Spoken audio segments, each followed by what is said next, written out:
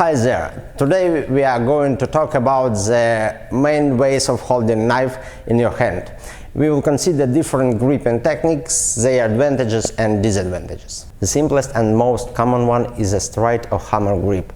It suggests that your fingers directly grasp the handle of the knife with the blade up. This grip is very simple, it doesn't require any special skill, and even a child will naturally take the knife this way. Another advantage is strong step. Disadvantages of this grip. First of all, it is recommended to have a guard to hold the knife this way. Otherwise, there is a risk that during a blow your wrist will slide on the knife and you can cut your fingers. The second disadvantage is the short reach available with this grip. It is relatively short compared to other grips. You will see this later. And the third drawback is razor weak cut. The cut can be effective only if you cut food on the table or try to deliver a cut to a stationary target. But if your blade measures less than 15 centimeters, you will likely fail to make a proper cut due to the lack of the rest against the palm. The next grip is very similar to the previous one, but the blade is pointed down. Holding a knife with this grip, you do not necessarily need to have a guard, because you can control the knife with your thumb. In addition, stabs made with such grip are characterized by very large forces and penetrating ability. Disadvantages of this grip are similar to those of the hammer grip: a short distance range and a weak cut. However, this grip is very effectively used in some army knife fighting techniques, such as taking out of a sentry and fighting in a confined space. The next grip is called sabre or fencing.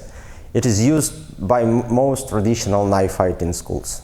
This gripping technique suggests that the base of the knife handle rests in the palm. The handle is wrapped with forefinger, while the thumb rests on the top of the handle. Thus, there is no need to have a guard, because the knife rests on the palm and cannot slip out. Moreover, this grip wins in terms of distance range compared to the previous ones. It is also capable of delivering quite severe cuts even with a moved target. The disadvantage of this grip is that you need to have a strong enough thumb to make strong cuts. If you injure your thumb, you will be deprived of delivering slashing cuts and can only stab.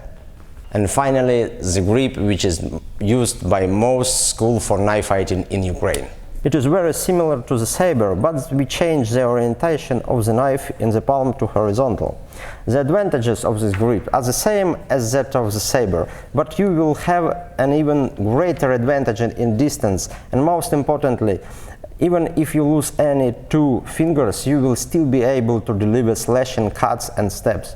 The disadvantage of this grip is the likelihood of the knife being knocked out of your hand by a powerful block against your inner forearm. To prevent this, our training drills include physical exercises specially designed to develop grip strength. Let me demonstrate our statements about cuts on a training mock-up made of 6 layers of ground pad.